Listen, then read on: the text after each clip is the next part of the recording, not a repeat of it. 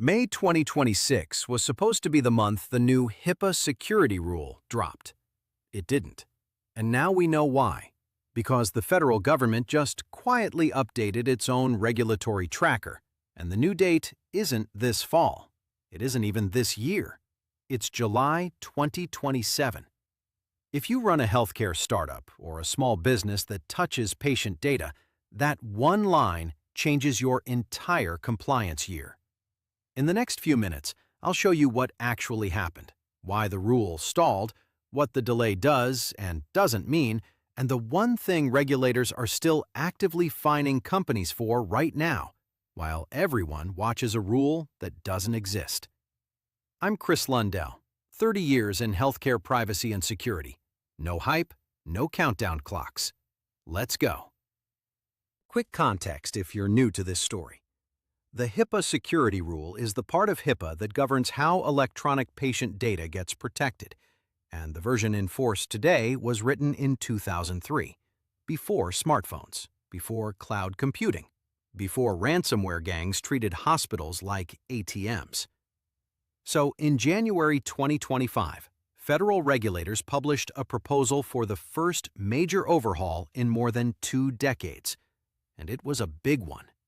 Mandatory encryption, not just for data moving between systems, but data sitting in storage.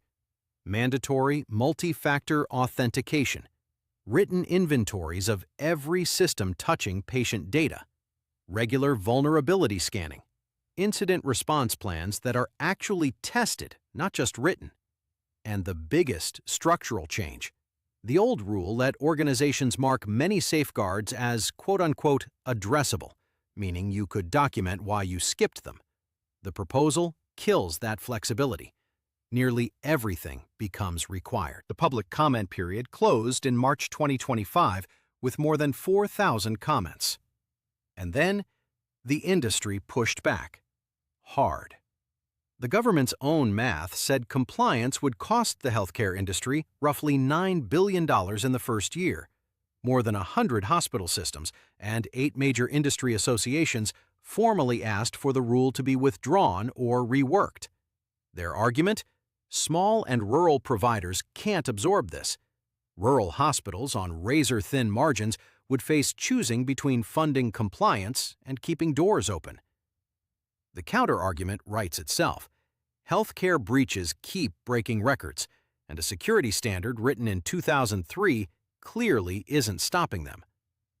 Both sides have a real point, and that's exactly why this rule's fate was never a technical question. It's a political and economic one. One more thing, because I see this mistake everywhere. None of this involves Congress. This is regulatory rulemaking, an agency process with public steps. Proposal, comments, review, final rule. No vote on the House floor. Anyone telling you to watch C-SPAN for this is telling you they don't understand the process. So here's the news. The Federal Office of Management and Budget tracks every rule moving through the pipeline with target dates. That tracker previously showed final action on this rule in May 2026. That date came and went. Nothing published. And now the tracker has been updated. Final action July 2027. A full year's delay in the government's own system. 3 things you should take from that, and one warning. First, there is no new HIPAA security rule today, and there almost certainly won't be one this year.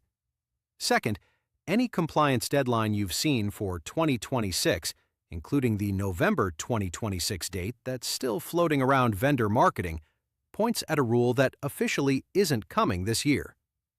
Third, when a final rule does publish, the proposal builds in a compliance window, roughly 180 days with extra transition time for updating vendor contracts. You will not wake up out of compliance overnight. That's not how this works. It's never been how this works. Now, the warning. Federal target dates are not legally binding. July 2027 is a plan, not a promise. The rule could land earlier. It could slip again. Given the current deregulatory climate in Washington, it could shrink dramatically or never arrive at all. Anyone claiming certainty in either direction is guessing. The honest answer is, officially parked until 2027, watch the primary sources, ignore the countdown clocks. Here's the part that should actually get your attention. Because while everyone watched the rule that didn't drop, enforcement of the current rule had one of its biggest years ever. Last year, regulators resolved 21 enforcement actions, the second highest annual total on record, and collected over $8.3 million in settlements and penalties. And the number one deficiency behind those actions? Not sophisticated hacking, not nation-state attacks. Missing or incomplete risk analysis. The most fundamental requirement in the existing rule. The one that's been required for 20 years. Let that sink in. Companies paid millions for failing the old rule, while stockpiling anxiety about the new one. Regulators have also publicly expanded their enforcement focus from "Did you do a risk analysis?" to "What did you actually do about what it found?" A risk assessment sitting unread in a shared drive isn't compliance.